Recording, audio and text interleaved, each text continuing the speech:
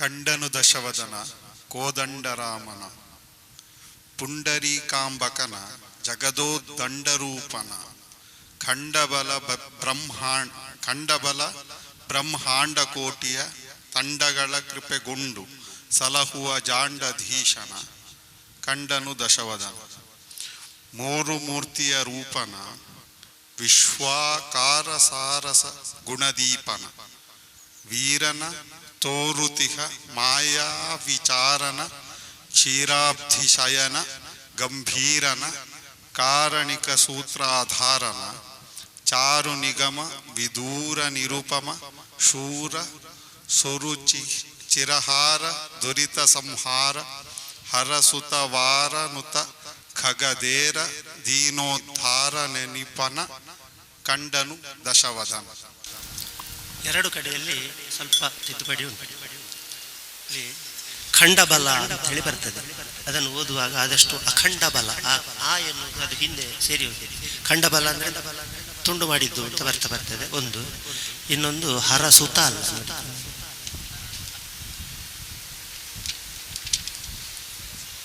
ಹರಸುರವಾರ ಸುತಾಲ್.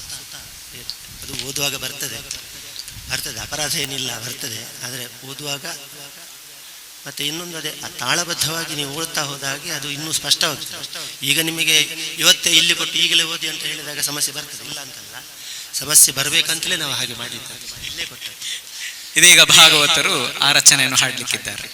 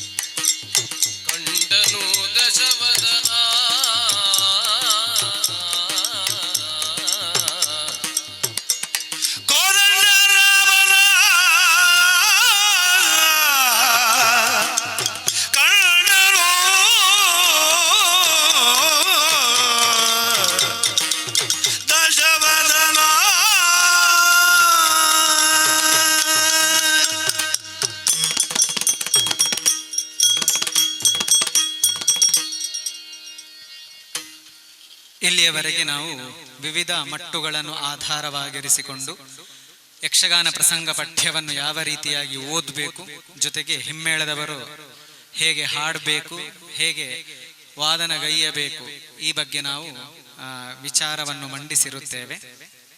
ಇದೀಗ ಈ ಯಕ್ಷಾಂತರಂಗ ಕಾರ್ಯಾಗಾರದಲ್ಲಿ ಉಪಸ್ಥಿತರಿರುವಂತಹ ಸಂಪನ್ಮೂಲ ವ್ಯಕ್ತಿಗಳಿಂದ ಕಿರು ಅಭಿಪ್ರಾಯ ಮಂಡನೆ.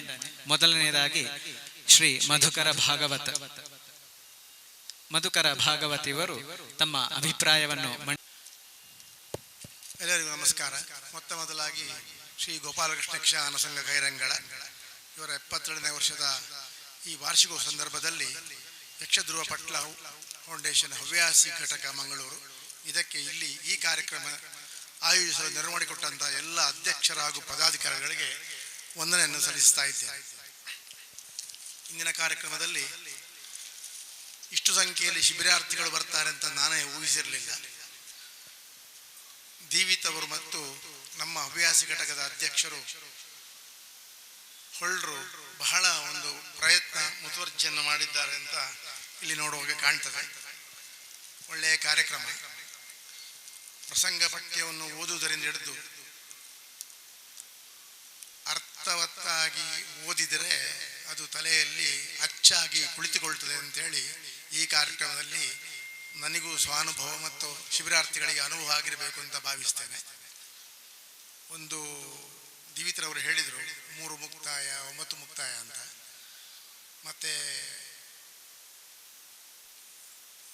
ಮುಕ್ತಾಯ ಏಕತಾಳದಲ್ಲಿ ಬಾರಿಸ್ತಾರೆ ಇದಕ್ಕೆ ಒಂದು ಪದ್ಯಕ್ಕೆ ಅಂತ, ಆದಿತಾಳಕ್ಕೆ ಅಂತ. 72ರಲ್ಲಿ ನಾವು ಕಲಿಯುವಾಗ ಮುಕ್ತಾಯಗಳಿತ್ತು. ಎಷ್ಟೋ ಜನರ ಹತ್ರ ನಮ್ಮದು ಗಲಾಟೆ ಆಗಿದೆ. ಅದು ಅಲ್ಲ ಮುಕ್ತಾಯ, ನೀವು ಏಕತಾಳದ ಬಾರಿಸಿ ಹೇಳುವಾಗ ಇಲ್ಲ ಅವು ಅಂಚನೆ ಅಂತ ಹೇಳಿ ನನ್ನ ಭಯನ ಮುಚ್ಚಿಸಿದ ಕಾರಣ ನನಗೆ ಪೂರ ಧೈರ್ಯ ಬರಲಿಲ್ಲ. ಇನ್ನು ಧೈರ್ಯವಾಗಿ ನಾನು ಕಲಿತದ್ದನ್ನು ಸಹಿತ ದೀವತ್ರವರ ಅನುಮೋದನೆ ಎಂದು ಹೇಳಬಹುದು ಅಂತ ಭಾವಿಸ್ತೇನೆ. ಭಾವ ಮುಖ್ಯ ಎಂಬುದರಲ್ಲಿ, ಯಾಕೆ ನಾನು ಬರೀ ಕೇಳುಗ ಮಾತ್ರ. ತಾಳಜ್ಞಾನ, ರಾಗಜ್ಞಾನ, ಛಂದಸ್ಸು ಜ್ಞಾನ ನನಗೆ ಇಲ್ಲ. ಸಾಮಾನ್ಯ ಕೇಳುಗನಿಗೆ ಛಂದಸ್ಸಲ್ಲಿ ಅಥವಾ ಅವರು ಹೇಳಿದ ಹಾಗೆ ಆ ಗೆರೆ ಇದ್ದಲ್ಲಿ ಒತ್ತಿ ಹೇಳುವಾಗ ಅದು ನಿಜವಾಗಿ ಹಾಡುವ ರೀತಿಯಲ್ಲಿ ಹಾಡದಿದ್ದರೆ ಕೇಳುಗನಿಗೆ ಕಿರಿಕಿರಿ ಆಗ್ತದೆ ಎಂಬುದು ಸತ್ಯ. ಕೇಳುಗನಿಗೆ ತಾಳಜ್ಞಾನವೋ ಭಾವಜ್ಞಾನವೋ ಎಲ್ಲ ಇರಬೇಕು ಅಂತ ಪೂರ ಇಲ್ಲ. ಅವನಿಗೆ ಕೇಳುವಾಗ ಇದು ಒಳ್ಳೆಯದಾಗಿದೆ ಅಂತ ಕಂಡ್ರೆ ಅದರಲ್ಲಿ ಭಾವ ಸಹಿತವಾಗಿ ಎಲ್ಲ ಉಂಟು ಅಂತವೇ ಅರ್ಥ. ಆದ ಕಾರಣ ಇವತ್ತಿನ ಶಿಬಿರದಲ್ಲಿ ಭಾವಕ್ಕೆ ತುಂಬ ಒತ್ತು ಇನ್ನು ಮುಂದೆ ಕೊಡಬೇಕು ಅಂತ ಶಿಬಿರಾರ್ಥಿಗಳಲ್ಲಿ ಕೇಳಿಕೊಳ್ತೇನೆ. ಯಾಕೆಂತ ಕೇಳಿದರೆ 1-2-3 ಕಡೆಯಲ್ಲಿ ಗಲಾಟೆ ಆಗ್ತದೆ ನಮಗೆ. ಈ ಭಾವವನ್ನು ಬಿಟ್ಟು ಪದ್ಯ, ಇವತ್ತು ಮದುವೆ ಬೇಕು ಅಂತ ಹೇಳೋ ಪದ್ಯ ಬಹಳ ಚೆನ್ನಾಗಿ ಬಂತು. ಆನಂತರ ಒಂದು ಅತಿಕಾಯನ ಅಂತ ಹೇಳುವಾಗ ಭಾರಿ, ಯಾಕಂದ್ರೆ ಅತಿಕಾಯನಿಗೆ ಅಷ್ಟು ನಾವು ಇಳಿಯಲ್ಲಿ ದುಃಖದಲ್ಲಿ ಪದ್ಯ ಹೇಳಿದರೆ ಅತಿಕಾಯ ಮತ್ತೆ ಕೂತ್ಕೊಂಡಿದ್ದ ಮೇಳಲಿಕ್ಕೆ ಸಾಧ್ಯವೇ ಇಲ್ಲ. ಆಯ್ತಕಟ ಅಂತ ಹೇಳುವಾಗ ಅವನಿಗೆ ಅದು ಹತಾಶ ಮನೋಭಾವವು ಬರಬೇಕು. ಬರೀ ದುಃಖ ಮಾತ್ರ ಅಲ್ಲ, ಬೆಚ್ಚ ಅಂತ ಹೇಳ್ತೇವಲ್ಲ ನಾವು, ಮುಗಿತಲ್ಲ ಕರ್ಮ ಅಂತ ಬರಬೇಕು. ಆದ ಕಾರಣ ದಯವಿಟ್ಟು ಇದು ಕಮೆಂಟ್ ಅಂತ ತಿಳ್ಕೊಳ್ಬಾರದು, ಕೇಳುಗರ ದೃಷ್ಟಿಯಲ್ಲಿ ಹೇಳಿದಂತಹ ಮಾತು. ಆದ ಕಾರಣ ಭಾವಕ್ಕೆ ಸಹ ಬಹಳ ಒಂದು ಪ್ರಾಮುಖ್ಯತೆಯನ್ನು ಕೊಟ್ಟು ಹಾಡಿದರೆ ಕೇಳುಗರಿಗೆ ತುಂಬ ಖುಷಿ ಆಗ್ತದೆ ಅಂತ. ಬಾಕಿ ಎಲ್ಲ ಪದ್ಯಗಳು ಒಳ್ಳೆಯದಾಗಿದೆ. ಯಾಕೆಂದರೆ ಮದುವೆ ಬೇಕು ಅಂತ ಹೇಳಿದ ಪದ್ಯ ಅದು ಈ ಚೊರ್ರೆ ಮಾಡೋದು ಅಂತ ಹೇಳ್ತೀವಲ್ಲ, ಆ ಶೈಲಿಯಲ್ಲೇ ಇತ್ತದು. ಕೇಳುಗರಿಗೆ ಬಹಳ ಖುಷಿ ಆಯ್ತು ಆ ಪದ್ಯ. ಅದು ಚೊರೆ ಮಾಡೋದು ಅಣ್ಣನ ಹತ್ರ, ನಂಗೊಂದು ಮದುವೆ ಮಾಡೋದು ಅಂತ ಕರ್ಮ ಅಂತ ಕೇಳೋದಿಲ್ವಾ, ಹಾಗೆ ಅದು ಬಹಳ ಚೆಂದ ಆಗಿದೆ. ಹಾಗೆ ಭಾವಕ್ಕೆ ಒತ್ತು ಕೊಟ್ಟು ಒಂದು ಮುಂದುವರಿಸಿದರೆ ಒಳ್ಳೆಯದು ಅಂತ ನನ್ನದೊಂದು ವಿನಂತಿ ಅಷ್ಟೇ. ಯುವ ಭಾಗವತರುಗಳು ತುಂಬ ಸೇರಿದ್ದಾರೆ. ಓದುವಾಗ 2-3 ಸರ್ತಿ ನಾವು 1ನೇ ಕ್ಲಾಸಲ್ಲಿ ನಿಧಾನ ಓದಿದ ಹಾಗೆ ಅಕ್ಷರವನ್ನು ಗಟ್ಟಿ ಓದಿದರೆ ಅದು ಮುಂದೆ ಸುಲಭ ಆಗ್ತದೆ, ಗಟ್ಟಿ ಕೂತ್ಕೊಳ್ತದೆ. ಚೆಂಡೆಯನ್ನು ಹೇಗೆ ನಾವು ಕಂಡಬಟ್ಟೆ ಸ್ಪೀಡ್ ಬಾರಿಸ್ತೇವೋ ಮತ್ತೆ ಆರೆಲೋ ಮನುಜ್ಯ ಪದ್ಯಕ್ಕೆ ಚೆಂಡೆ ಬಾರಿಸಲಿಕ್ಕೆ ಅವರಿಗೆ ಆಗುದಿಲ್ಲ. ಹಿಂದೊಮ್ಮ ಕೇಳಿದ್ರು ಬಲಿಪುರ, ನೀವು ನಿಧಾನ ಪದ್ಯ ಹೇಳಿ ಅಂತ ಒಂದು ಗಾನ ವೈಭವ ಹೇಳುವಾಗ ನಿಧಾನ ಚೆಂಡೆ ಬಾರಿಸುವವರು ಇದ್ದಾರ ಅಂತ ಕೇಳಿದ್ರು ನನ್ನ ಹತ್ರ. ಅವರು ನಾಳಿದ್ದು ಇದ್ದಾರೆ ಬಾರಿಸ್ತಾರೆ ಅಂತ ಹೇಳಿದ್ರು. ಹಾಗೆ ಕಲಿಯುವವರು ಭಾಗವತರುಗಳು, ಯುವ ಭಾಗವತರುಗಳು ಬಹಳ ಒಳ್ಳೆಯ ಸಮೂಹದಲ್ಲಿ ಸೇರಿದ್ದೀರಿ, ಬಹಳ ಇಂಟ್ರೆಸ್ಟಿಂದ ಸೇರಿದ್ದೀರಿ. ನಿಧಾನವಾಗಿ ಓದಿ ಸಂಪೂರ್ಣ ಅಕ್ಷರವನ್ನು ಗಟ್ಟಿಯಾಗಿ ಮನಸ್ಸಿಗೆ ತಗೊಂಡು ಮತ್ತೆ ಪ್ರಸ್ತುತಪಡಿಸಿದರೆ ಎಲ್ಲಿಯೂ ತಪ್ಪಾಗಲಿಕ್ಕೂ ಸಾಧ್ಯ ಇಲ್ಲ. ಇಲ್ಲದ್ರೆ ಈ ರಾಗ ಸಂಯೋಜನೆಯಲ್ಲಿ ನಾವು ನೋಡಿದ್ದೇವೆ, ಕೆಲವು ಭಾಗವತರು ದೊಡ್ಡ ದೊಡ್ಡ ಭಾಗವತರು ಒದ್ದಾಡುದು, ಆ ಹೂವೆಲ್ಲ ನಡುವಲ್ಲಿ ಬರ್ತದೆ, ಆಗುತ್ತುಂಟು ಅಲ್ಲಿ ಅದು ಅಕ್ಷರ ಅವರು ಆ ದಿವಸ ಓದಿದಷ್ಟೇ ಹೊಸ ಪ್ರಸಂಗ. ಕೆಲವು ನಾನು ಜೋರು ಸಹ ಮಾಡಿದ್ದೇನೆ, ಇತ್ತೆ ಬತ್ತು ತೂಪಿನ ಪ್ರಸಂಗ ಒಂಜು ವಾರ ದುಮ್ ಕೊರ್ತು ನಿಕ್ಲೆ ಪ್ರಸಂಗ ಅಂತ ಹೇಳಿದ್ದೇನೆ. ಆದ ಕಾರಣ ನಿಧಾನವಾಗಿ ಓದಿ ಅಕ್ಷರಗಳು ಗಟ್ಟಿಯಾಗಿ ಕೂತ್ಕೊಂಡ್ರೆ ಹಾಡ್ಲಿಕ್ಕೂ ಸುಲಭ ಆಗ್ತದೆ ಅಂತೇಳಿ ನನ್ನ ಒಂದು ಅನುಭವ. ಇವತ್ತಿನ ಕಾರ್ಯಕ್ರಮ ಬಹಳ ಚೆನ್ನಾಗಿ ಮೂಡಿ ಬಂದಿದೆ. ಇಷ್ಟು ಜನ ಸೇರಿದ್ದೀರಿ, ಸ್ಟೇಜಿನಲ್ಲಿ ಹಾಗೆ ಸಭಿಕರಲ್ಲಿ ಸಭಾಸದರು ಇಷ್ಟು ಜನ ಸೇರಿದ್ದಾರೆ ಎಂಬುದು ದೊಡ್ಡ ವಿಶೇಷವಾದಂಥ ಇಂಥ ಕಾರ್ಯಕ್ರಮದಲ್ಲಿ ಸೇರುವುದು ತುಂಬ ಅಪರೂಪ. ಸೇರಿದ್ದೀರಿ, ಆದ ಕಾರಣ ಇಂಥ ಕಾರ್ಯಕ್ರಮವನ್ನು ನಾವು ಹವ್ಯಾಸಿ ಬಳಗದಲ್ಲಿ ಇನ್ನೂ ಚಂದ ರೀತಿಯಲ್ಲಿ ಮುಂದುವರಿಸಿಕೊಂಡು ದೊಡ್ಡ ರೀತಿಯಲ್ಲಿ ಮಾಡಬಹುದು ಎಂಬುದಕ್ಕೆ ಇದೇ ಒಂದು ಬುನಾದಿ ಅಂತ ಹೇಳಲಿಕ್ಕೆ ಆಶಿಸ್ತೇನೆ. ಧನ್ಯವಾದಗಳು. ಶ್ರೀ ಸದಾಶಿವ ಆಳ್ವ ತಲಪಾಡಿ ಇವರು ತಮ್ಮ ಮೊದಲಾಗಿ ಗೋಪಾಲಕೃಷ್ಣ ಯಕ್ಷಗಾನ ಸಂಘ ಕೈರಂಗಳಯರ ವಾರ್ಷಿಕೋತ್ಸವದ ಈ ಶುಭಾವಸರದಲ್ಲಿ ಬಂದು ಸೇರಿದ ಸರ್ವರಿಗೂ ಕೂಡ ಹೃತ್ಪೂರ್ವಕವಾಗಿ ಅಭಿನಂದನೆಗಳನ್ನು ಅಭಿವಂದನೆಗಳನ್ನು ಸಲ್ಲಿಸ್ತಾ ಶುಭಾಶಯಗಳನ್ನು ತಿಳಿಸ್ತಾ ಪಟ್ಲ ಫೌಂಡೇಶನ್ ಹವ್ಯಾಸಿ ಘಟಕದ ತಿಂಗಳಿನ ಅಲ್ಲಲ್ಲಿ ಒಂದು ಕಾರ್ಯಕ್ರಮಗಳನ್ನು ಮಾಡ್ತಾ ಹವ್ಯಾಸಿಗಳಲ್ಲಿ ಯಕ್ಷಗಾನದ ಬಗ್ಗೆ ಒಂದು ಜಾಗೃತಿ ಮೂಡಿಸುವಂತಹ ಕಾರ್ಯಕ್ರಮ. ಹೊಳ್ಳರು ಸ್ವಯಂ ಅಧ್ಯಕ್ಷರಾಗಿ ನಮ್ಮ ವಿನಯನ್ನ, ಮಧುಕರ್ ಭಾಗವತರು ನಾವೆಲ್ಲರೂ ಸೇರಿ ಅಲ್ಲಲ್ಲಿ ಕಾರ್ಯಕ್ರಮ ಮಾಡುವಲ್ಲಿ ಇವತ್ತು ಈ ಒಂದು ಗೋಪಾಲಕೃಷ್ಣ ಯಕ್ಷಗಾನ ಸಂಘದ ಕೈರಂಗಳದ ಈ ವಾರ್ಷಿಕೋತ್ಸವದ ಈ ಶುಭಾವಸರದಲ್ಲಿ ಅವಕಾಶ ಸಿಕ್ಕಿದೆ. ಮೊದಲಿಗೆ ಸೇರಿದ ಎಲ್ಲ ಶಿಬಿರಾರ್ಥಿಗಳ ಸಹಿತವಾಗಿ ಎಲ್ರಿಗೂ ಕೂಡ ಹೃತ್ಪೂರ್ವಕವಾಗಿ ಶುಭಾಶಯಗಳನ್ನು ಕೋರ್ತೇನೆ ನಾನು. ಯಾಕಂದ್ರೆ ಇವತ್ತು ಪ್ರಸ್ತುತಿಗೊಳಿಸಿದ್ದಾರೆ ಅಂತ ಹೇಳಿದರೆ ಅದರ ಹಿಂದೆ ಅವರ ಪ್ರಯತ್ನ ಅಷ್ಟು ಉಂಟು.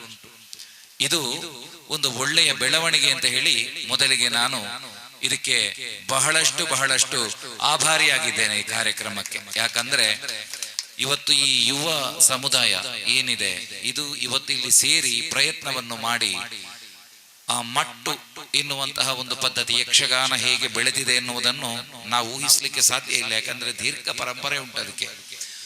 ಅದು ಬೆಳೆಯುತ್ತಾ ವಿಕಾಸದ ಹಾದಿಯಲ್ಲಿ ಇವತ್ತು ಬಂದು ಒಂದು ಸ್ವರೂಪದಲ್ಲಿ ನಿಂತಿದೆ. ದೇವಿತ್ರವರು ಅದರ ಒಂದೊಂದು ವಿಷಯವನ್ನು ಹೇಳುವಾಗ ನಾವು ತುಂಬಾ ಅದನ್ನು ಗಮನ ಇಟ್ಟು ಕೇಳ್ತಾ ಇದ್ದೆ. ಯಾಕಂದ್ರೆ ತಾಳದ ಛಂದಸ್ಸು, ಆ ಮಟ್ಟು, ಅದನ್ನು ಆಧರಿಸಿ ನಮ್ಮ ಹಿರಿಯರು ಆ ಪ್ರಸಂಗವನ್ನು ಬರೆದಿದ್ದಾರೆ. ಆ ಹಾಡನ್ನು ಹಾಡುವುದಕ್ಕೆ ಇಂಥದ್ದೇ ಒಂದು ಶೈಲಿ ಅಂತ ಹೇಳುವುದಿತ್ತು. ನಾನು ಮತ್ತೆ ಹೊಳ್ಳರು ಕೂಡ ಒಂದು ಯಕ್ಷಗಾನದ ಅಕಾಡೆಮಿಯ ಕಾರ್ಯಕ್ರಮದಲ್ಲಿ ಇದನ್ನು ಪ್ರಸ್ತುತಿಗೊಳಿಸುವಂತ ಒಂದು ಪ್ರಯತ್ನವನ್ನು ಮಾಡಿದ್ದೇವೆ. ಹಾಗಾದರೆ ಆ ಮಟ್ಟಿನಲ್ಲಿ ಆ ಪ್ರಯೋಗವನ್ನು ಮಾಡುವಾಗ ಅದರಲ್ಲಿರುವ ಸೊಗಸೇನು ಅಂತ ಹೇಳುವುದನ್ನು ಇವತ್ತು ನಾವು ಅದನ್ನು ಆಸ್ವಾದಿಸುವ ಹಾಗಾಯಿತು. ಇದನ್ನೊಂದು 100ಕ್ಕೆ 100 ಹೇಳ್ತೇನೆ. ರಾಗವನ್ನು ಸೇರಿಸಿ ಅದರ ಸ್ವರೂಪವನ್ನು ಬೇರೆ ರೂಪದಿಂದ ಹೇಳುವುದಕ್ಕೂ ಆ ಮಟ್ಟು ಅಂತ ಹೇಳಿ ಏನಿದೆ ಅದು ಘಾತಕ್ಕೆ ಒತ್ತು ಕೊಟ್ಟು ಹಾಡುವಂತಹ ಒಂದು ವಿಧಾನ, ಇನ್ನೊಂದು ಅರ್ಥಕ್ಕೆ ಒತ್ತು ಕೊಟ್ಟು ಅದನ್ನು ಹೇಳುವಂತಹ ಶೈಲಿ. ಯಾಕಂದ್ರೆ ಯಕ್ಷಗಾನದಲ್ಲಿ ಹಿಂದೆ ಭಾಗವತಿಗೆ ಪರಂಪರೆ ಅಥವಾ ಹಿಮ್ಮೇಳ ಅದು ಹೇಗಿತ್ತು ಅಂತ ಕೇಳಿದ್ರೆ ಅಲ್ಲಿ ಶಾಸ್ತ್ರೀಯತೆಯನ್ನು ಹೇಳುತ್ತಾ ಅದರಲ್ಲಿ ಆಸ್ವಾದಿಸುವುದಲ್ಲ, ಅದು ಎದುರಿದ್ದ ಅರ್ಥಧಾರಿಗೆ ವೇಷಧಾರಿಗೆ ಅದು ಕುಣಿಯಲಿಕ್ಕೆ ಅವನಿಗೆ ಅರ್ಥ ಆಗಬೇಕು. ಅದಕ್ಕೆ ಬೇಕಾಗಿ ಅದರದ್ದೇ ಆದ ಶೈಲಿ. ಒಂದು ಪೂರ್ವದ ಸಂಗೀತ ಪರಂಪರೆ ಏನಿದೆ ಅದನ್ನು ಆವಿಷ್ಕರಿಸಿ ನಮ್ಮ ವಿದ್ವಾಂಸರು ತಾಳವನ್ನು ಮಾಡಿಕೊಟ್ಟಿದ್ದಾರೆ. ಪೂಜ್ಯರು ಕಮ್ಮಟದಲ್ಲಿ ಕೂಡ ಈಗ ಯಾವ ಒಂದು ತಾಳ ಚೌತಾಳ ಅದಕ್ಕೆ ಅವರು ಬೇರೆಯದ್ದೇ ಆದ ಬಿಡ್ತಿಗೆ ಕೊಟ್ಟರು.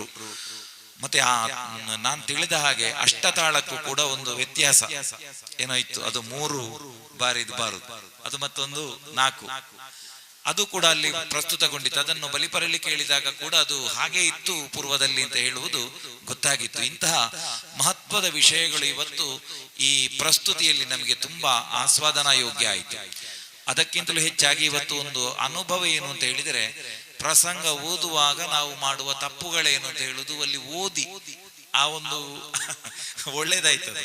ಯಾಕಂದ್ರೆ ಪ್ರಸಂಗ ಓದುವಲ್ಲಿ ನಾವು ಏನ್ ತಪ್ಪು ಮಾಡ್ತೇವೆ, ಯಾಕಂದ್ರೆ ಅದು ತಪ್ಪು ನೋಡಿ ನಾವು ಇಲ್ಲಿ ಇದು ಮಾಡುದಲ್ಲ, ತಪ್ಪು ಸರಿ ಮಾಡ್ಲಿಕ್ಕೆ ದಾರಿ ಸಿಕ್ಕಿತಲ್ಲ ಇವತ್ತಿನ ಈ ಒಂದು ಕಮ್ಮಟದಲ್ಲಿ, ಅದು ನಮಗೆ ಬಹಳ ಮುಖ್ಯ. ಎಲ್ಲರೂ ಕೂಡ ನಾವು ಅರ್ಥಧಾರಿಗಳಾಗ್ಲಿ ಅಥವಾ ವೇಷಧಾರಿಗಳಾಗ್ಲಿ ಗಮನಿಸಬೇಕಾದದ್ದೇನು ಅಂತ ಹೇಳಿದ್ರೆ ಭಾಗವತರಾಗ ಹೇಳಿದಾಗ ಅದು ಪ್ರಾಸದಲ್ಲಿ ಇರ್ತದೆ. ಆ ಪ್ರಾಸಕ್ಕೆ ಒತ್ತು ಕೊಟ್ಟು ನಮ್ಮ ಒಂದು ಗುಂಗಿನಲ್ಲಿ ಅದನ್ನು ಹಾಡ್ತಾ ಹೋದಾಗ ಅದರ ಆಸ್ವಾದನೆ ನಮಗೆ ತನ್ನಷ್ಟಕ್ಕೆ ಸಿಗ್ತದೆ. ಹೀಗೆ ಮಾಡಿದರೆ ಇದು ಒಂದು ಪೂರಕವಾದ ಬೆಳವಣಿಗೆ ಆಗ್ತದೆ. ಹಾಗಾಗಿ ಇಲ್ಲಿರುವ ಎಲ್ಲ ಶಿಬಿರಾರ್ಥಿಗಳು ಮತ್ತು ನಾವು ಕೂಡ ಎಲ್ಲರೂ ಸೇರಿ ತುಂಬಾ ವಿಷಯ ಕಲಿಯುವ ಹಾಗಾಯಿತು. ಬಹುಶಃ ಇನ್ನು ಮುಂದೆ ಅವಕಾಶ ಸಿಕ್ಕಿದರೆ ಈ ಈಗಿನ ಒಂದು ಕಾಲಮಿತಿಯಾಗಿ ಕೆಲವು ವಿಷಯಗಳೇ ನಮಗೆ ಯಕ್ಷಗಾನದಲ್ಲಿ ಅದು ಏನು ಅಂತ ಹೇಳಿ ಗೊಂದಲಕ್ಕೆ ಮೂಡುವ ಹಾಗೆ, ಅಥವಾ ಅನುಭವ ವೇದ್ಯ ಆಗುವುದಿಲ್ಲ. ಒಂದು ತಾಳದಲ್ಲ ಗತಿ ಅಂತ ಇರ್ತದೆ, 1ನೇ ಕಾಲ, 2ನೇ ಕಾಲ, 3ನೇ ಕಾಲ ಅಂತ ಹೇಳಿ. ಅದು ಹೇಗೆ ಆ ತಾಳಗಳಲ್ಲಿ ಮಾರವಿ ಭೈರವಿ ಈ ಏಕತಾಳದಲ್ಲಿ ಅದನ್ನು ಹಾಡುವಾಗ ಅದು ಹೇಗೆ ಹೊಂದಿಕೊಂಡಿರ್ತದೆ ಅಂತ ಹೇಳುವಂಥದ್ದು ನಮ್ಗೆ ಅದರ ಬಗ್ಗೆ ತುಂಬಾ ಹೇಳಿ ಗೊತ್ತಿಲ್ಲ, ಆದ್ರೆ ಗೊತ್ತಾಗ್ತದೆ, ಆಸ್ವಾದನೆ ಮಾಡುವಾಗ ಅರ್ಥ ಆಗ್ತದೆ. ಅಂಥ ಪ್ರಯತ್ನಗಳು ಆ ತಾಳದಲ್ಲಿ ಮಾರವಿ ಭೈರವಿಯ ವ್ಯತ್ಯಾಸ. ಅದೇ ರೀತಿಯಲ್ಲಿ ತಾಳದಲ್ಲಿ 3ನೇ ತಾಳ ಹಾಡುವುದು ಅಂತ ಹೇಳಿದ್ರೆ ಒಟ್ಟು ಹಾಡುವುದೇ ಅಲ್ಲ, ಅದರಲ್ಲಿ ತಾಳದ ಗತಿ ಹಾಗೆ ಇರಬೇಕು ಅಂತ ಹೇಳುವ ಅಗತ್ಯತೆ ಇದೆ. ಅದು ಪ್ರಸ್ತುತಗೊಳ್ಳುವುದಕ್ಕೆ ಮುಂದಿನ ನಮ್ಮ ಯಾವುದಾದ್ರೂ ಇಂತಹ ಒಂದು ಯಕ್ಷಾಂತರಂಗದ ಈ ಕಾರ್ಯಕ್ರಮ ಅದು ಕಾರಣ ಆಗಲಿ. ಇವತ್ತಿನ ಈ ಕಾರ್ಯಕ್ರಮದಲ್ಲಿ ಪ್ರಸ್ತುತಿಗೊಳಿಸಿದಂತಹ ಈ ಕಾರ್ಯಕ್ರಮವನ್ನು ಪ್ರಸ್ತುತಿಗೊಳಿಸಿದ ಭಾಗವತರಿಗೆ, ಹೆಮ್ಮೇಳಗವರಿಗೆ, ಅದೇ ರೀತಿ ಎಲ್ಲ ನಮ್ಮ ಶಿಬಿರಾರ್ಥಿಗಳಿಗೆ ಸೇರಿದವರಿಗೆಲ್ಲರಿಗೂ ಕೂಡ ಹವ್ಯಾಸಿ ಘಟಕದ ಪರವಾಗಿಯೂ ಹೃತ್ಪೂರ್ವಕವಾದ ಕೃತಜ್ಞತೆಗಳು. ಒಂದು ಒಳ್ಳೆಯ ಕಾರ್ಯಕ್ರಮ ಇತ್ತು.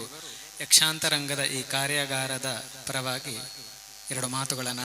ಎಲ್ಲರಿಗೂ ಒಂದೇ ನಮಸ್ಕಾರ. ಬಹಳ ಉಪಯುಕ್ತವಾದಂಥ ಒಂದು ಕಾರ್ಯಕ್ರಮ ಅಂತ ನನ್ನ ಅನಿಸಿಕೆ. ಇಂತಹ ಕಾರ್ಯಕ್ರಮಗಳು ಹೆಚ್ಚು ಹೆಚ್ಚು ಆಗಬೇಕು. ಸಹಭಾಗಿತ್ವ, ಸಹಯೋಗ, ಒಟ್ಟುಗೂಡಿ ಮಾಡುವಿಕೆ, ಬೇರೆ ಬೇರೆ ಪದಗಳಲ್ಲಿ ಕರೆಯಬಹುದಾದಂತಹ ಇಂಥ ಕಾರ್ಯಕ್ರಮ, ಒಂದರ ಆಶ್ರಯದಲ್ಲಿ ಮತ್ತೊಂದು, ಒಂದರ ಜೊತೆಗೆ ಸೇರಿ ಮತ್ತೊಂದು, ಅಥವಾ ಒಂದೇ ಸ್ವತಂತ್ರವಾಗಿ, ಹೀಗೆ ಇಂತಹ ಕಾರ್ಯಕ್ರಮಗಳನ್ನು ಮಾಡುವುದರಿಂದ ಯಕ್ಷಗಾನ ಸಂಬಂಧಿಯಾದಂಥ ಔಚಿತ್ಯ ಮತ್ತು ಅನೌಚಿತ್ಯತೆಗಳ ವ್ಯತ್ಯಾಸವನ್ನು ತಿಳಿಯುವುದಕ್ಕೆ ಬರ್ತದೆ. ತಪ್ಪನ್ನೇ ತಿಳಿಯದ ಹೊರತು ಸರಿ ಮಾಡಲಿಕ್ಕೆ ಬರುವುದಿಲ್ಲ. ಸರಿಯನ್ನೇ ಮಾಡುವುದು ಏಕಪಕ್ಷೀಯವಾದ ಲಾಭದಾಯಕವಲ್ಲದ ಕೃತಿ. ಯಾಕಂದ್ರೆ ಎಡವುತ್ತಾ ಅಂಬೆಗಾಲಿಕ್ಕುವುದಕ್ಕೆ ಸಿದ್ಧವಾಗುವ ಮಗು ಗೋಡೆ ಹಿಡಿದು ನಡೆದು, ತಾಯಿಯ ಕೈ ಹಿಡಿದು ನಡೆದು, ಆ ಬಳಿಕ ಪರಿಪಕ್ವವಾದ ನಡಿಗೆಯನ್ನು ಕಲಿಯುವುದು. ಹಾಗಾಗಿ ತಪ್ಪು ಮೊದಲು ನಾವು ಕಾಣಲೇಬೇಕು. ಯಾವುದು ತಪ್ಪು ಅಂತ ಹೇಳುವುದನ್ನು ಮೊದಲು ಕಲಿಬೇಕು. ಮೊದಲು ಸರಿ ಇದ್ದದನ್ನು ಕಲಿಯುವುದಲ್ಲ. ಸರಿಯೇನು ಅಂತ ಕಾಣಬೇಕಿದ್ರೆ ತಪ್ಪು ಗೊತ್ತಾಗಬೇಡುವ. ಆ ಕಾರಣದಿಂದ ಮೊದಲು ತಪ್ಪುಗಳನ್ನು, ನಮ್ಮಿಂದ ಆಗುವ ಪ್ರಮಾದಗಳನ್ನು, ನಮ್ಮಿಂದ ಘಟಿಸುವ ಎಡವಟ್ಟುಗಳನ್ನು ಮೊದಲು ಅಧ್ಯಯನ ಮಾಡಬೇಕು. ಅಂಥದ್ದಕ್ಕೆ ಈ ಕಮ್ಮಟಗಳು ಆಸರೆ ಕೊಡುತ್ತವೆ, ವೇದಿಕೆ ಕೊಡುತ್ತವೆ. ಈ ದಿನ ಶ್ರೀ ಗೋಪಾಲಕೃಷ್ಣ ಯಕ್ಷಗಾನ ಸಂಘ ಕೈರಂಗಳ ಬಹಳ ಪುರಾತನವಾದದ್ದು.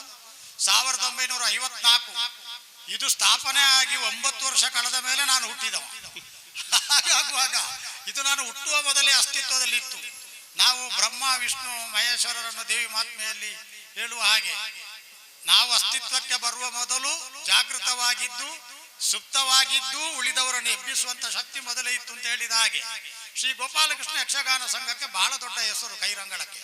ಅದರ ಜೊತೆಗೆ ಯಕ್ಷಧ್ರುವ ಪಟ್ಲ ಫೌಂಡೇಶನ್ ಒಂದು ಕಲಾವಿದ ಪರವಾದಂಥ, ಕಲಾವಿದ ನಿಷ್ಠವಾದಂತಹ, ಕಲಾವಿದನ ಸಂಕಟಕ್ಕೆ ಪ್ರತಿಸ್ಪಂದಿಸುವಂತಹ ಧ್ಯೇಯ ಧೋರಣೆಗಳನ್ನು ಇಟ್ಟುಕೊಂಡೊಂದು ಸಂಸ್ಥೆ. ಅದು ಸಾಂಸ್ಥಿಕವಾಗಿ 2 ಸೇರಿ ಈ ಕಾರ್ಯಕ್ರಮವನ್ನು ಮಾಡಿದ್ದು ಸ್ತುತ್ಯರು. ಇದು ಬಹಳ ಪ್ರಯೋಜನಕಾರಿ. ಇಂಥದ್ದಕ್ಕೆ ಪ್ರಾಶಸ್ತ್ಯ ಸಿಗಬೇಕು. ಇದಕ್ಕಾಗಿ ಆಯೋಜಕರು ಉಭಯರನ್ನು ನಾನು ಅಭಿನಂದಿಸ್ತೇನೆ. ಗೋಪಾಲಕೃಷ್ಣ ಯಕ್ಷಗಾನ ಸಂಘದ ಸರ್ವರನ್ನು, ಯಕ್ಷಧ್ರುವ ಪಟ್ಲ ಫೌಂಡೇಶನ್ನ ಹವ್ಯಾಸಿ ಘಟಕದ ಧುರೀಣತ್ವವನ್ನು ಒಪ್ಪಿಕೊಂಡಿರುವಂತಹ ಮುಖ್ಯಸ್ಥರು ಮತ್ತು ತಂಡದವರನ್ನು ನಾನು ಅಭಿನಂದಿಸ್ತೇನೆ. ಹೆಚ್ಚೇನು ಹೇಳಲಿಕ್ಕೆ ಹೋಗ್ಲಿಕ್ಕಿಲ್ಲ. ನಾನು ಈಗ ಇಲ್ಲಿ ಏನನ್ನು ಅನುಭವಿಸಿದನೋ, ಈ ಕಲಾಪದಲ್ಲಿ ಭಾಗವಹಿಸಿದನೋ, ಇದರ ಬಗ್ಗೆ ನನಗೆ ಅಧಿಕೃತವಾದಂತಹ ಜ್ಞಾನ ಇಲ್ಲ. ಯಾಕಂದ್ರೆ ನಾನು ದಿಢೀರನೆ ಯಕ್ಷಗಾನ ತಾಳಮದ್ದಳೆಯ ಕ್ಷೇತ್ರಕ್ಕೆ ಹೋಕ್ಕವ. ಆ ಕಾಲದಲ್ಲಿ ಇದನ್ನು ಶಾಸ್ತ್ರೀಯವಾಗಿ ಕಲೀಲಿಕ್ಕೆ ವ್ಯವಧಾನ ಇದ್ರೂ ಇದರ ಬಗ್ಗೆ ಒಲುಮೆ ಬರಲಿಲ್ಲ. ಶಬ್ದಾಡಂಬರ, ವಾಗಾಡಂಬರಕ್ಕೆ ಮನಸೋತದ್ದರಿಂದ ಬೇರೆ ಮಜಲಿಗೆ ಹೋಗಬೇಕಾದ, ನೀವೆಲ್ಲ ಕಾಣುವ ತಾಳಮದ್ದಳೆಗೆ ಬರಬೇಕಾದಂತ ಸ್ಥಿತಿ ನನ್ನ ಪಾಲಿಗೆ ಬಂತು. ಹಾಗಾಗಿ ಇದನ್ನು ಕಲಿಯುವ ಕಾಲದಲ್ಲಿ ಇದ್ರು ನನಗೆ.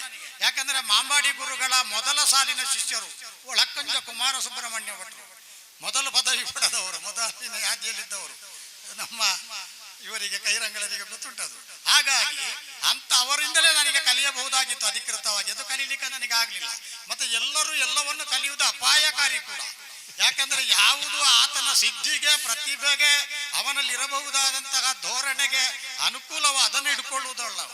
ಯಾಕಂದ್ರೆ ಬೇರೆಯವರಿಗೆ ಬೇಕಾಗಿ ಎಲ್ಲವನ್ನು ಹಿಡ್ಕೊಂಡ್ರೆ ಆಚೆಗೂ ಅಲ್ಲದ ಈಚೆಗೂ ಅಲ್ಲದ ತ್ರಿಶಂಕು ಸ್ಥಿತಿ, ರೂಢಿಯ ಪ್ರಯೋಗ, ಎಡಬಿಡಂಗಿ ಸ್ಥಿತಿಗೆ ಬರ್ತದೆ. ಹಾಗಾಗಿ ಅದು ಇಲ್ಲ ಇದು ಇಲ್ಲ ಅಂತ ಆಗ್ತದೆ. ಆ ಕಾರಣದಿಂದ ಇದನ್ನು ರಾಗ ಇತ್ಯಾದಿ ತಾಳ ಮಟ್ಟು ಇತ್ಯಾದಿಗಳ ನೆಲೆಯಿಂದ ನಾನು ವಿಮರ್ಶಿಸುವುದು ಸಾಧು ಅಲ್ಲ. ಅದರ ಬಗ್ಗೆ ನನಗೆ ಅಧಿಕೃತ ಜ್ಞಾನ ಇಲ್ಲ. ಆದರೆ ಸಂಗೀತ ಆಡುವಾಗ ಏನೂ ತಿಳಿಯದ ಹಳ್ಳಿಗಾಡಿನ ಒಬ್ಬ ದಿನಗೂಲಿ ನೌಕರನು ತನ್ನ ಜಂಗೆಯನ್ನು ತಟ್ಟುವುದನ್ನು ನಾವು ಗಮನಿಸ್ತೇವೆ. ಅವ ಗುದ್ದಲಿ ಹಿಡಿದು ಕೆಲಸ ಮಾಡುವವನಿಗೆ ಯಾರು ಅದನ್ನು ಹೇಳಿಕೊಟ್ಟದ್ದು? ಹೀಗೆ ಸಂಗೀತ ಆಡುವಾಗ ಅದಕ್ಕೆ ಹೀಗೆ ತಟ್ಟಬೇಕು ಅಂತ ಯಾರು ಹೇಳಿದ್ದು? ಹಾಗಾಗಿ ಸಂಗೀತ ಹೇಳುವುದು ಯಾರೊಬ್ಬರ ಅಧಿಕಾರದ ವಸ್ತು ಅಲ್ಲ, ಅದು ಸಂವೇದನೆಗೆ ಸಂಬಂಧಪಟ್ಟದ್ದು, ಹೃದಯದ ಸಂಬಂಧ. ಏನು ತಿಳಿಯದವರು ಕೂಡ ತಾಳ ಹಾಕ್ತಾರೆ. ಬಲಿಪುರ ತಾಳ ಹಾಕುವಾಗ ಆಳ್ತಾ ಇದ್ರು, ಈಗ ಭಾಗವತರ ಆಡುವಾಗಲೂ ಚೆಂಡೆ ಹೊಡೆಯುವಾಗ ತಲಾಡಿಸ್ತಾರೆ. ಅವನಿಗೇನು ಗೊತ್ತಿರುವುದಿಲ್ಲ. ಆದರೆ ಚೆಂಡೆಗೆ ತಲೆ ಅಲುಗಾಡಿಸಬೇಕು ಎನ್ನುವ ಪ್ರಜ್ಞೆ ಬಹುದೊಡ್ಡದಾದಂಥ ತಿಳುವಳಿಕೆ ಅಂತ ನಾನು ಭಾವಿಸಿ ಆ ಸಲುಗೆಯ ಮೇಲೆ ನನ್ನ ಒಂದೆರಡು ಅನಿಸಿಕೆ, ಹೆಚ್ಚು ಉದ್ದ ಹೇಳುವುದಿಲ್ಲ.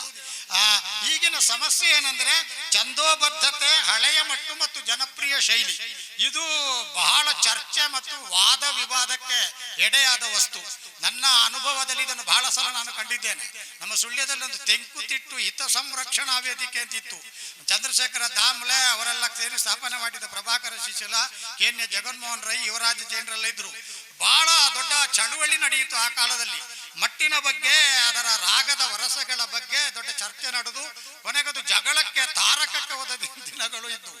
ಬೇಡ, ಇತ್ತೀಚೆಗೆ ನಮ್ಮ ಈ ಚೌತಾಳದ ಬಗ್ಗೆ ಕೀರ್ತಿಶೇಷರಾದಂತಹ ನಮ್ಮ ಯಕ್ಷಗಾನದ ಹಿಮ್ಮೇಳಕ್ಕೆ ಸಂಬಂಧಪಟ್ಟು ಮುಮ್ಮೇಳಕ್ಕೆ ಸಂಬಂಧಪಟ್ಟು ಪ್ರಕಾಂಡ ಪಾಂಡಿತ್ಯವನ್ನು ಹೊಂದಿದ್ದ. ಅದೇನು ನಕಲಿ ಜ್ಞಾನ ಅಲ್ಲ, ಅದು ಬಹಳ ಸ್ವಾಭಾವಿಕವಾದ, ಬಹಳ ಅಧಿಕೃತವಾದಂಥ ಜ್ಞಾನ. ಕೆಲವು ನಕಲಿ ಜ್ಞಾನ ಉಂಟು, ಬಾಯ್ಪಾಠ ಮಾಡಿಕೊಂಡು ಬಂದು ಅಷ್ಟ ಕೇಳುವುದು, ಅಂತ ಜ್ಞಾನ ಅಲ್ಲ. ಮೂಲ ಜ್ಞಾನವನ್ನು ಹೊಂದಿದ ಮಹಾಕವಿ ಅಂತ ಕರೆಯಲ್ಪಡುವ ಬುಟ್ಟಿಕೆರೆ ಪುರುಷೋತ್ತಮ ಪೂಂಜರು ನಾವೆಲ್ಲ ಒಂದೇ ಅವಧಿಯಲ್ಲಿ ಕರ್ನಾಟಕ ಯಕ್ಷಗಾನ ಬಯಲಾಟ ಅಕಾಡೆಮಿ ಸದಸ್ಯರಾಗಿದ್ದೆವು. ಆ ಕಾಲದಲ್ಲಿ ಕಾಡಿ ಬೇಡಿ ಏನಾದರೂ ಮಾಡಿ MA ಹೆಗಡೆಯರೆಂಬ ಕೀರ್ತಿಶೇಷರವರು ಕೂಡ ನಮ್ಮ ಅನುಕೂಲಕ್ಕೆ ಅವರು ಒಪ್ಪಿಗೆ ಕೊಟ್ಟರು. ಅವರ ಕಾರಣದಿಂದ ನಾವು ಚೌತಾಳಕ್ಕೆ ಸಂಬಂಧಪಟ್ಟ ಒಂದು ಕಮ್ಮಟವನ್ನು ವಿಶ್ವವಿದ್ಯಾನಿಲಯದಲ್ಲಿ ಮಂಗಳೂರಲ್ಲಿ ನಡೆಸಿದಾಗ ಬಹಳ ಬೇಸರ ಆಯಿತು. ಬುಟ್ಟಿಕೆರೆಯವರು ಹತ್ತು ಬಿಟ್ರು, ಕಣ್ಣಲ್ಲಿ ನೀರು ಬಂತು. ಯಾನು ಎಂಚಿನೇನು ಎನ್ನುತ್ತಿತ್ತೆ ಅವು ನಡತ್ತಿದ್ದಿ ಜಬ್ಬಾರ್ರೆ ಅಂತ. ಯಾಕಂದ್ರೆ ಚೌತಾಳ ಎನ್ನುವುದೊಂದು ವಿವಾದದ ಸಂಗತಿಯೇ ಆಯಿತು. ಅಲ್ಲಿ ಬಂದವರೆಲ್ಲ ಸ್ವಪ್ರತಿಷ್ಠೆಗೆ ಕಟ್ಟು ಬಿದ್ರು, ತಮ್ಮ ತಮ್ಮ ಪಾಂಡಿತ್ಯದ ಒಣ ಅಹಂಕಾರದಲ್ಲಿ ಮೆರೆದರು. ಆತ್ಮ ಪ್ರತಿಷ್ಠೆ ಮುಖ್ಯವಾಗಿ ಹೋಯಿತು, ನಾನು ಕಲ್ತವ ಅಂತ ವೈಭವದಲ್ಲಿ ಮೆರೆಯುವುದೇ ಮುಖ್ಯವಾಗಿ ಹೋಯಿತು. ಈ ಮೆರೆಸಾಟದ ಹುಚ್ಚಿನ ತೀವ್ರತೆ ಉನ್ಮಾದದಲ್ಲಿ ಸತ್ಯ ಕಳೆದೇ ಹೋಯಿತು. ಎಲ್ಲಾ ಕಡೆಗಳಲ್ಲೂ ಹಾಗೆ ಭಾವೋತ್ಕರ್ಷಗೆ ಒಳಗಾಗಿ ಪ್ರತಿಕ್ರಿಯಿಸುವ ಕಾಲದಲ್ಲಿ ಸತ್ಯ ಎಲ್ಲೋ ಕಳೆದು ಹೋಗ್ತದೆ. ಚೌತಾಳದಂತಹ ವಿಶಿಷ್ಟವಾದಂತಹ ಬಳಕೆ ಆಗದ ಅಪೂರ್ವವಾದ ತಾಳದ ಬಗ್ಗೆ ಬುಟ್ಟಿಕೆರೆಯವರು ಇಟ್ಟುಕೊಂಡ ಮಹತ್ವಾಕಾಂಕ್ಷೆಯ ಹೊಂಗನಸಿನ ಮನೆಯೆಲ್ಲ ಮುರಿದೇ ಹೋಯಿತು. ಯಾಕಂದ್ರೆ ಅದು ಜಗಳಕ್ಕೆ ಕಾರಣವಾಗಿ ಹೋಯ್ತು. ಹೆಸರೆತ್ತಿ ಉಲ್ಲೇಖಿಸುವುದಿಲ್ಲ, ಬಂದವರಿಗೆ ಅದು ಗೊತ್ತಿದೆ. ಹಾಗಾಗಿ ನಾವು ಮಧ್ಯಾಹ್ನದ ನಂತರ ಒಟ್ಟು ಕಲಾಪದಲ್ಲಿ ಮರ್ಯಾದೆ, ಅದರ ಕ್ರಮ, ಶಿಷ್ಟಾಚಾರಕ್ಕೆ ಬೇಕಾಗಿ ಭಾಗವಹಿಸಿದ್ದೇವೆ ಬಿಟ್ರೆ ಆಸಕ್ತಿ ಉಳಿಯುವ ಪ್ರಕ್ರಿಯೆಗಳೇನು ನಡೆಯಲಿಲ್ಲ. ಹಾಗಾಗಿ ಛಂದೋಬದ್ಧತೆ, ಹಳೆಯ ಮಟ್ಟು ಮತ್ತು ಜನಪ್ರಿಯ ಶೈಲಿ ಈ ಬಗ್ಗೆ ಬಹಳ ತೀವ್ರವಾದ ಚರ್ಚೆಗಳು ನಡೀತಾ ಉಂಟು. ಛಂದೋಬದ್ಧವಾಗಿ ಹಾಡಬೇಕು ಅಂತ ಕೆಲವು ವಾದ, ತಿಳಿದ ಹಾಗೆ ಕೆಲವು ಭಾಗವತರು ಹಾಗೆ ಹಾಡ್ತಾರೆ. ಕೀರ್ತಿಶೇಷರಾದ ಒಬ್ಬ ಗುರುಗಳ, ಮುಖ್ಯವಾಗಿ ಕೊಲೆಕಾಡಿ ಗಣೇಶರ ಶಿಷ್ಯ ಪರಂಪರೆಯಲ್ಲಿ ಬಂದವರು ಛಂದಸ್ಸಿಗೆ ಎಷ್ಟು ಮಹತ್ವವನ್ನು ಕೊಡುತ್ತಾರೆ ಅಂತ ಲೆಕ್ಕ. ಈ ಕುರಿತಾಗಿ ಭವ್ಯಶ್ರೀ ಮಂಡಕೋಲ್ ಅವರು ಒಂದು ವಿಚಾರ ಸಂಕಿರಣದಲ್ಲಿ ಬಾಳಿಲದಲ್ಲಿ ಅದನ್ನು ಹೇಳಿದ್ರು ಕೂಡ. ಛಂದೋಬದ್ಧವಾಗಿ ಹಾಡುವುದೇ ಸರಿಯಾದ ಶಿಷ್ಟಾಚಾರ. ಅಷ್ಟರ ವೇಳೆಗೆ ಈ ಹಳೆಯ ಮಟ್ಟಿನಲ್ಲಿ ಪದ್ಯ ಹೇಳುವವರು ಆಕ್ಷೇಪ ಹೇಳಲಿಲ್ಲ, ಒಳ್ಳೆ ಸಂವಾದ ನಡೆಯಿತು. ಅದಲ್ಲ, ಅದನ್ನು ಮೀರಿ ಹೀಗೆ ಹಾಡುವುದು ಸರಿ. ಛಂದೋಬದ್ಧವಾಗಿ ಹಾಡುವಾಗ ಕೇಳಲಿಕ್ಕೆ ಇಷ್ಟ ಆದೀತು, ಕಲಾವಿದನ ಸೃಜನಶೀಲತೆಗೆ ಧಕ್ಕೆ ಬರ್ತದೆ. ಯಾಕೆಂದ್ರೆ ಅವ 7 ಕಲ್ತವ 8ನೇಯದ್ದನ್ನು ಕೊಡಬೇಕಾಗ್ತದೆ ರಂಗದಲ್ಲಿ. ಯಾಕಂದ್ರೆ ಅವನ ಕೈಲಿ 4 ಇದೆ, ಆಂಗಿಕ, ವಾಚಿಕ, ಸಾತ್ವಿಕ, ಆಹಾರ್ಯ ಇದೆ. ಸೃಷ್ಟಿಶೀಲತೆ, ಸೃಜನಶೀಲತೆ ಅಂದ್ರೆ ಎಲೋಜನ ಬೆಳಕಿನ ಮುಂದೆ ಚೆಂಡೆ, ಮದ್ದಳೆ, ಚಕ್ರತಾಳ, ತಾಳ, ಭಾಗವತರ ವರಸೆಯ ನಡುವೆ ಅವರು 5 ಕೊಟ್ಟಾಗ ಯಾರು ಸೃಷ್ಟಿ ಮಾಡಿ ಕೊಡುವುದೇ ಸೃಜನಶೀಲತೆ. ಅದನ್ನು ಕ್ರಿಯೇಟಿವಿಟಿ ಅಂತ ಕರೀತಾರೆ. ಇದು ಇಲ್ಲಿ ಸಾಧ್ಯವಾಗುವುದಿಲ್ಲ ಅಂತ ಸಾಂಪ್ರದಾಯಿಕವಾಗಿ ಹಾಡುವ ಹಳೆಯ ಮಟ್ಟಿನವರು ಅಹವಾಲನ್ನು ಮುಂದೆ ಇಟ್ಟರು. ಒಬ್ಬ ಕಲಾವಿದ ರಂಗದಲ್ಲಿ ಹೊಸ್ತನ್ನು ಕಾಣಿಸಬೇಕೋ, ಅಭಿಮನ್ಯುನಂತವನು ತನ್ನ ಪ್ರಕಾಂಡವಾದಂತ ಚಕ್ರವ್ಯೂಹದ ಪ್ರವೇಶದ ವರ್ಚಸ್ಸನ್ನು ತೋರಬೇಕೋ, ತನ್ನ ಸಾರಥಿ ತನ್ನನ್ನು ಹಿನ್ನಡೆಗೆ ಸರಿಸಿದಾಗ ಅದರ ವಿರುದ್ಧವಾಗಿ ತಾನು ಸ್ಫೋಟಗೊಳ್ಳಬೇಕೋ, ಅದನ್ನು ತೋರಿಸಲಿಕ್ಕೆ ಛಂದಸ್ಸು ಸಾಕಾಗುವುದಿಲ್ಲ, ಹಳೆಯ ಮಟ್ಟು ಬೇಕಾಗ್ತದೆ. ಆಗ ಜನಪ್ರಿಯ ಶೈಲಿಯನ್ನು ಒಪ್ಪಿಕೊಂಡವರೊಬ್ಬರು ಈಗಿನವರ ಕಿವಿಗಳನ್ನು ನೆಟ್ಟಗೆ ಮಾಡಬೇಕಿದ್ರೆ ಶೈಲಿಯೇ ಬದಲಾಗಬೇಕು ಅಂತ ವಾದ ಹಿಡಿದ್ರು. ಹಾಗಾಗುವಾಗ ಛಂದೋಬದ್ಧತೆ, ಹಳೆಯ ಮಟ್ಟು ನಡುವೆ ಎಲ್ಲೋ ಒಂದು ಸತ್ಯ ಅಡಗಿದೆ ಅಂತ ಲೆಕ್ಕ. ಮುಂದಿನವರ ಹೆಗಲ ಮೇಲೆ ಇರುವ ಹೊಣೆಗಾರಿಕೆ, ತಲೆ ಮೇಲೆ ಇಟ್ಟುಕೊಂಡಿರುವ ಭಾರ ಅದೇ ಆಗಿರಬೇಕು. ಇಂಥದ್ದನ್ನು ಶೋಧಿಸಬೇಕು. ಶಬ್ದ ಎನ್ನುವುದು ವಸ್ತು, ಸಾಹಿತ್ಯ ಎನ್ನುವುದು ಆಕಾರ, ವ್ಯಾಕರಣ ಅದರ ಹೂರಣ. ಈ ಮೂರರ ಸಂಯುಕ್ತ ಫಲವೇ ರಸ. ನನ್ನ ಅಭಿಪ್ರಾಯದಂತೆ ನನ್ನ ಈ ಸುದೀರ್ಘಕಾಲೀನವಾದ ಯಕ್ಷಗಾನದ ಒಡನಾಟ, ವೀಕ್ಷಣೆಯ ಹವ್ಯಾಸ, ಪಾಲುಗಾರಿಕೆ, ಈ ಮೂರರ ಕಾರಣದಿಂದ ಮೂಡಿದಂತ ಭಾವವನ್ನು ಅನುಕರಿಸಿ ಆಡುವುದಿದ್ರೆ ಶಬ್ದ ಎನ್ನುವುದು ವಸ್ತು, ಸಾಹಿತ್ಯ ಎನ್ನುವುದು ಅದಕ್ಕೆ ಕೊಡಬಹುದಾದ ಆಕಾರ, ವ್ಯಾಕರಣ ಎನ್ನುವುದು ಅದರ ಒಳಗಿರುವ ಹೂರಣದ ಗಟ್ಟಿ. ಈ ಮೂರರ ಸಂಯುಕ್ತ ಫಲವೇ ರಸ ಅಂತ ಕರೆಯಲ್ಪಡ್ತದೆ. ಹಾಗಾಗಿ ಇದರಲ್ಲಿ ಯಾವುದು ಗೌಣ, ಯಾವುದು ಅರ್ಧ ಸಾಕು, ಯಾವುದು ಮುಕ್ಕಾಲು ಸಾಕು, ಯಾವುದು ಪೂರ್ಣ ಪ್ರಧಾನ ಎನ್ನುವುದರ ವಿಚಾರದಲ್ಲಿ ಯಾವತ್ತು ಇದಮಿತ್ತಂತ ರಾಜಿ ಮಾಡ್ಲಿಕ್ಕಿಲ್ಲ. ಅದು ಮೂರು ಇರಬೇಕಾದದ್ದು ಅಪೇಕ್ಷಣೀಯ ಮತ್ತು ಸಾಧು.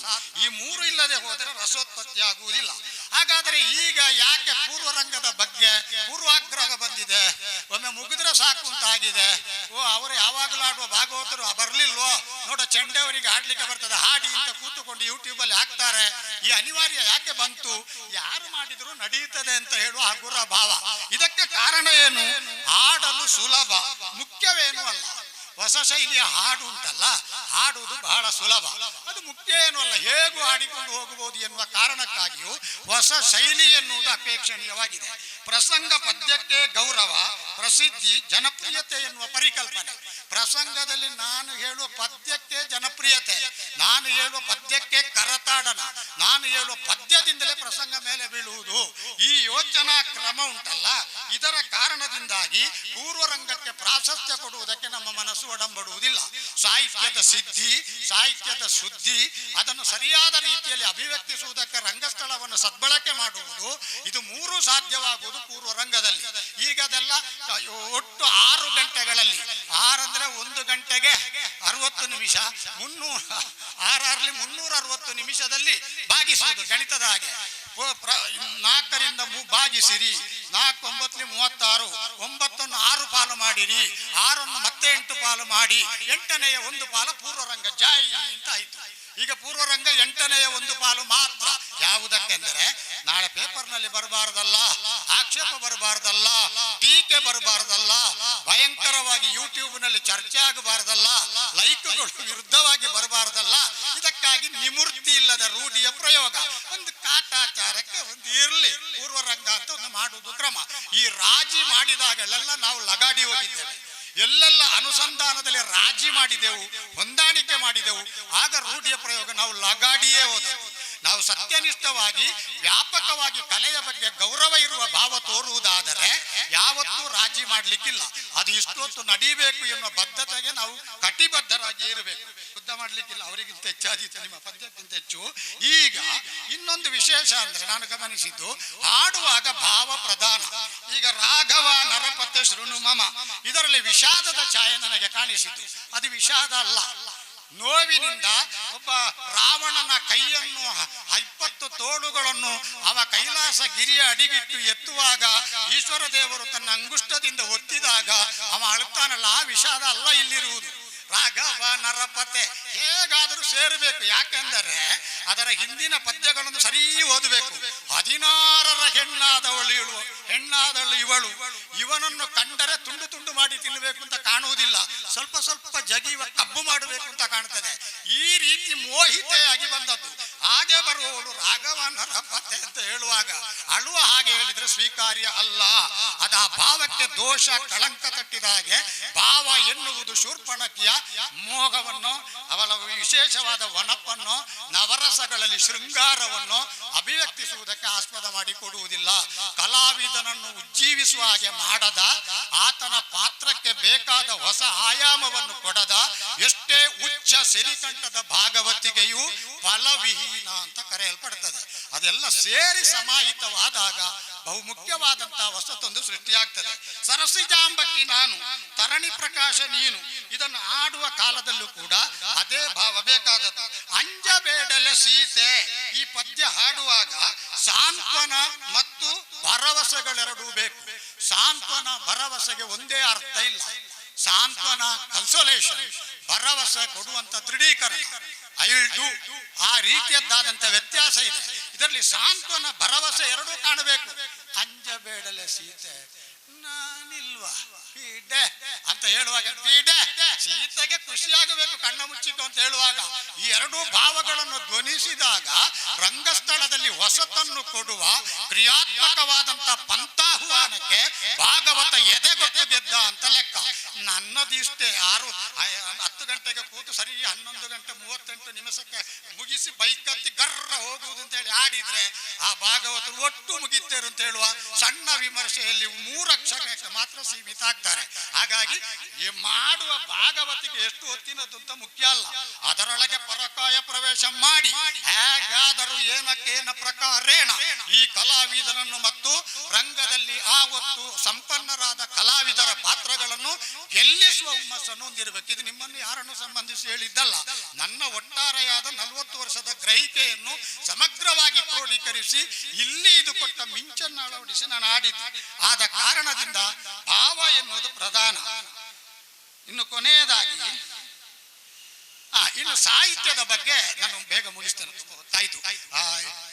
ಸಾಹಿತ್ಯದ ಬಗ್ಗೆ ಇದಮಿತ್ತಮ್ ಅಂತ ಹೇಳುವಂತಹ ಒಂದು ತಿಳುವಳಿಕೆ ಬಾರದೆ ಹೋದರೂ ಒಂದು ಶಬ್ದಕ್ಕೆ ಇರುವ ಎಷ್ಟು ಪರ್ಯಾಯ ಪದಗಳುಂಟು ಅಷ್ಟರ ಜ್ಞಾನ ಇರಲೇಬೇಕು. ಇಲ್ಲದಿದ್ದರೆ ಅಸು ಅಂತ ಒಂದೇ ಪದ್ಯ ಬಾಯ್ಪಾಠ ಮಾಡಿದವನಿಗೆ ಪ್ರಾಣ ಅಂತ ಹೇಳಿದ್ರೆ ಒಂದು ಪುಟ್ಟೊಟ್ಟುಂಡು ಸ್ವಾಮಿ ಅಂತ ಕೇಳ್ತಾರೆ. ಹಸು ಎನ್ನುವುದು ಹಸುವಳಿದು ಬಿದ್ದನೋ ಕಸುವಳಿದು ಬಿದ್ದನೋ ಎನ್ನುವುದಕ್ಕೆ ಪ್ರಾಣಾಳಿದು ಬಿದ್ದನೋ ಅಂತ ಒಂದು ಅರ್ಥ ಉಂಟು ಅಂತ ಗೊತ್ತಾಗದೆ ಹೋದ್ರೆ ಅನ್ನರೆ ಎನ್ನೊಬ್ಬ ಕುಟಿ ಇದ್ಯತ್ತ ಅಂತ ಹೇಳುವ ಮಟ್ಟಕ್ಕೆ ನಾವು ಬಂದು ಮುಟ್ಟುತ್ತೇವೆ. ಹಾಗಾಗಿ ಒಂದು ಪದಕ್ಕೆ ಅಮರಸಿಂಹನ ನಾಮಾನುಲಿಂಗ ಶಾಸನ, ಅದರೊಳಗೆ ನಾಮಲಿಂಗ ಶಾಸನದೊಳಗೆ ಉಂಟು. ಒಂದು ಪೃಥ್ವಿ ಅಂತ ಹೇಳುವ ಶಬ್ದಕ್ಕೆ ಇರಬಹುದಾದ 60 ರಿಂದ 70 ಶಬ್ದಗಳದರೊಳಗುಂಟು. ದೇವೇಂದ್ರ ಅಥವಾ ನಮ್ಮ ಮಾಸ್ಟರಿಗೆ ಗೊತ್ತಿದೆ, ದೇವೇಂದ್ರ ಅಥವಾ ದೇವತೆಗಳಿಗೆ, ಕಿನ್ನರರಿಗೆ, ಕಿಂಪುರುಷರಿಗೆ, ಉರಗರಿಗೆ, ಸಿದ್ಧರಿಗೆ, ಸಾಧ್ಯರಿಗೆ, ವಿದ್ಯಾಧರರಿಗೆ ಇರುವ 50 ಹೆಸರುಗಳಿಗಿಂತ ಮೇಲೆ ಇದೆ. ಅಮರಸಿಂಹನ ಪುಸ್ತಕದೊಳಗೆ ಅಮರಕೋಶ. ಇಂದಿನ ಕಾಲದಲ್ಲಿ ನಮ್ಮ ಮಾಸ್ಟರ್ ಅಮ್ಮ ಎಲ್ಲ ಬಾಯ್ಪಾಠ ಅದನ್ನು ಆಡ್ತಿದ್ರು, ನಮ್ಮ ಹಿರಿಯರು ಅದನ್ನು ಆಡ್ತಿದ್ರು, ಮನೆಯಲ್ಲಿ ಇಷ್ಟು ತಿಳುವಳಿಕೆ ಇತ್ತು. ಮಧುಕರ ಭಾಗವತರ ಮನೆಯಲ್ಲೂ ಅಜ್ಜಿ ಹಾಗೆ ಬಾಯ್ಪಾಠ ಹೇಳ್ತಿದ್ರು, ಯಾವುದು ಅಮರಕೋಶವನ್ನು. ಹಾಗಾಗಿ ಅದರ ಬಗ್ಗೆಯೂ ಇದಮಿತ್ತವಾದ ಜ್ಞಾನ ಬೇಕು. ಒಂದು ಶಬ್ದಕ್ಕೆ ಪರ್ಯಾಯವಾಗಿ ಎಷ್ಟು ಪದ ಉಂಟು ಅದನ್ನು ಬಲ್ಲವರಿಂದ ತಿಳಿದು, ಕೆಲವರಿಂದ ಯಾವುದೇ ಮುಜುಗರವನ್ನು ಬಿಟ್ಟು ಅಪೇಕ್ಷಿಸಿ ತಿಳಿದು, ಕೆಲವು ಕಡೆ ಶುಷ್ಕವಾದ ಅಹಂಕಾರ ಬಿಟ್ಟು ಕಲಿಯುವ ವಿದ್ಯಾರ್ಥಿಯ ವಿನಮ್ರತೆಯನ್ನು ತೋರಿ ಬೇಡಿ ಪಡೆದು ಎದೆಸೆಟದು ನಡೆಯದೆ ತಗ್ಗಿ ಬಗ್ಗಿ ಹೊಸ ವಿಷಯ ಕಲಿಸುವ ಹುಮ್ಮಸ್ಸಿನಿಂದ ತಿಳಿದು ಬೇಕಿದ್ರೆ ಕಲಿಬೇಕು, ಇಲ್ಲಾಂದ್ರೆ ಬಾಗ್ಲಿ ಹಾಕಿ ಬಿಟ್ಟು ಬಿಡ್ತೇವೆ. ನಾವು ಯಾಕೆ ಹೇಳಲಿಕ್ಕೆ ಹೋಗ್ತೇವೆ? ಆ ಕಾರಣದಿಂದ ಹೆಚ್ಚು ಹೆಚ್ಚು ಶಬ್ದಗಳನ್ನು ಕಲಿತವನಿಗೆ ಈ ಸಂಕೀರ್ಣವಾದ ಕ್ಲಿಷ್ಟತೆಗಳನ್ನು ಮೀರಲಿಕ್ಕೆ ಸಾಧ್ಯ ಆಗ್ತದೆ. ಸಾಮಾಜಿಕ ಜಾಲತಾಣ ಒಳ್ಳೆಯದೋ ಕೆಡುಕು ಅಂತ ನಾನು ಚರ್ಚೆ ಮಾಡುವುದಿಲ್ಲ, ಆದರೆ ಕಲಾವಿದನ ಸೃಜನಶೀಲತೆಯ ಚಿಗುರನ್ನು ಚಿವುಟ್ಲಿಕ್ಕೆ ಇದು ಧಾರಾಳ ಸಾಕು. ಒಂದೇ ದಿನದಲ್ಲಿ ರಾತ್ರಿ 10 ರಿಂದ ಬೆಳಗ್ಗೆ 5 ಗಂಟೆ ಆಗುವ ಒಳಗೆ 15,000 1 ಲಕ್ಷ ಲೈಕ್ ಪಡೆಯಬೇಕಿದ್ರೆ ನಾವು ಕಲೆಯ ಕುರಿತಾದ ಕೊಸರಾಟಕ್ಕೆ ಮಾತ್ರ ಬೀಳುವೆ.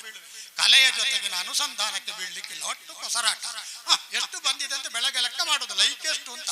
ನನ್ನ ಅರ್ಥಕ್ಕೆ ಇಕೊಳ್ಳಿ ಮರೆ 4,70,000 ಸಾಕಲ್ಲ. ಉದ್ದಾಮ ಕಲಾವಿದ ಕದಿರೆ ವಿಷ್ಣುವಿನ ಮಟ್ಟಕ್ಕೆ ಬಂದ್ರು, ದೊಡ್ಡ ಬಲಿಪರ ಮಟ್ಟಕ್ಕೆ ಬಂದ್ರು, ನಿಡ್ಲಾಜ್ಜರ ಮಟ್ಟಕ್ಕೆ ಬಂದು ನೆಡ್ಲಾಜ್ಜರ ಮಟ್ಟಕ್ಕೆ ಬಂದ್ರು, ಚಿಪ್ಪಾರ ಬಲ್ಲಾಳರ ಮಟ್ಟಕ್ಕೆ ಬಂದ್ರಲ್ಲ, ಸಾಕಲ್ಲ. 70,000 ಸಿಗ್ಲಿಲ್ವ ಲೈಕ್? ಅದೇ ನಮ್ಮನ್ನು ಪತನದ ಕಡೆಗೆ ತಕೊಂಡು ಹೋಗುವುದು. ಕಲಿಯುವುದನ್ನು ಸರಿಯಾಗಿ ಕಲಿಬೇಕು, ಆ ಕಲಿಕೆಯ ಜೊತೆಗೆ ಅನುಸಂಧಾನ ಮಾಡುವಾಗ ಶ್ರದ್ಧೆ ಬೇಕು. ಎಲ್ಲಕ್ಕಿಂತಲೂ ಹೆಚ್ಚಾಗಿ ಈಗಲೂ ನನಗೆ 63 ದಾಟಿ 64ಕ್ಕೆ ಕಾಲಿಡುವಾಗಲೂ ನಾನು ಯಕ್ಷಗಾನದ ವಿದ್ಯಾರ್ಥಿ, ನಾನು ಕಲ್ತು ಏನೂ ಸಾಧಿಸಲಿಲ್ಲ. ಈ ವಿನಮ್ರತೆ ಎಲ್ಲಿಯವರೆಗೆ ನಮಗೆ ಬರುವುದಿಲ್ಲ, ನಾನು ಸಾಹಿತ್ಯದ ವಿದ್ಯಾರ್ಥಿ, ನಾನು ಪುರಾಣದ ವಿದ್ಯಾರ್ಥಿ, ನಾನು ಆಟದಲ್ಲಿ ಕ್ರೀಡಾ ವಿಭಾಗದ ವಿದ್ಯಾರ್ಥಿ, ನಾನು ಹೊಸತಾದಂತಹ ಗಾದೆ ಮಾತುಗಳು, ಪಾಡ್ದನ, ಸಂಧಿ, ತೌಳವ ಸಾಹಿತ್ಯದ ವಿದ್ಯಾರ್ಥಿ, ಆ ವಿನಮ್ರತೆ ನಮ್ಮ ಸದಾಶಿವ ಆಳ್ವರಿಗೆ ಬಾರದೆ ಹೋದರೆ ಬಲಿರಾಯನ ಪಾತ್ರ, ಶುಕ್ರಾಚಾರ್ಯನ ಪಾತ್ರ, ವಾಮನನ ಪಾತ್ರ ನಮ್ಮ ತುಳುವಾಲ ಬಲಿಯೇಂದ್ರದಲ್ಲಿ ಮಾಡಲಿಕ್ಕೆ ಆಗುವುದಿಲ್ಲ. ಎಂಟು ಕರಿ ವರ್ಷ ಕಲ್ತನೇವೆ ಉಂಡಪ್ಪ, ಐನೇ ಬಾಯಿ ಹೊಸತ್ತು ಕಲಿತು ಹೇಳದೆ ಹೋದರೆ ಸೃಜನಶೀಲತೆಯನ್ನು ಮಟ್ಟ ಹಾಕಿದ್ರೆ ಅವರು ಬೆಳಿಲಿಕ್ಕಿಲ್ಲ. ಆದ ಕಾರಣದಿಂದ ಕಲಿಕೆ ಎನ್ನುವುದು ಇರಲಿ, ಶ್ರದ್ಧಾಳುಗಳಾಗಿ ಒಟ್ಟಿಗೆ ಇರಬೇಕು, ಹೊಸ ಬೆಳವಣಿಗೆ ಮೆಟ್ಲುಗಳು ನಮಗೆ ಸಿಗಲಿ. ಅಂತೂ ಒಳ್ಳೆಯ ಒಂದು ಕಾರ್ಯಕ್ರಮ. ನನ್ನಂಥವನಿಗಿಷ್ಟು ಮಾತಾಡಲಿಕ್ಕೆ ಪ್ರಚೋದನೆ ಕೊಟ್ಟಿತ್ತಲ್ಲ. ರಾಗದ ಬಗ್ಗೆ ತಾಳದ ಬಗ್ಗೆ ಏನೂ ಗೊತ್ತಿಲ್ಲದ ಪ್ರಾಥಮಿಕ ಜ್ಞಾನ ಕೇವಲ ಅದನ್ನು ಅನುಭೂತಿಯಾಗಿ ಅನುಭವಿಸುವಲ್ಲಿ ಮಾತ್ರ ಇರುವುದು. ಇಷ್ಟು ಅನುಭವ ಕೊಟ್ಟಂತ ಈ ಕಮ್ಮಟಕ್ಕೆ ನಾನು ಋಣಿಯಾಗಿದ್ದೇನೆ. ಎಲ್ಲರಿಗೂ ಒಳಿತಾಗಲಿ. ಎಲ್ಲರ ಪ್ರಯತ್ನ, ಎಲ್ಲರ ಓದು, ಎಲ್ಲರ ಹಾಡು, ಎಲ್ಲರ ನುಡಿತ, ಚೆಂಡೆ ಮದ್ದಳ ಇತ್ಯಾದಿಯೆಲ್ಲ ಎಲ್ಲರದು ಸೇರಿ ಈ ಕಾರ್ಯಕ್ರಮ ಸಂಪನ್ನ ಆಗಿದೆ. ಹಾಗಾಗಿ ಎಲ್ಲರಿಗೂ ಶುಭಾಶಯ ಹೇಳಿ ನನ್ನೆರಡು ಮಾತು ಮುಗಿಸ್ತೇನೆ. ನಮಸ್ಕಾರ. ಅನದಾಳದ ನುಡಿಗಳನ್ನು ಬಿಚ್ಚಿಟ್ಟಂತಹ ಶ್ರೀ ಜಬ್ಬಾರ್ ಸಮೋ ಇವರಿಗೆ ವಂದನೆಗಳನ್ನು ಅರ್ಪಿಸ್ತಾ ಇದ್ದೇನೆ. ಪ್ರಮಾಣ ಪತ್ರವನ್ನು ವಿತರಿಸುವಂತಹ ಕಾರ್ಯಕ್ರಮ. ಪ್ರಮಾಣ ಪತ್ರವನ್ನು ಶ್ರೀ ಮಧುಕರ ಭಾಗವತ ಶ್ರೀ ಸದಾಶಿವ ವಿನಂತಿಸ್ತೇನೆ.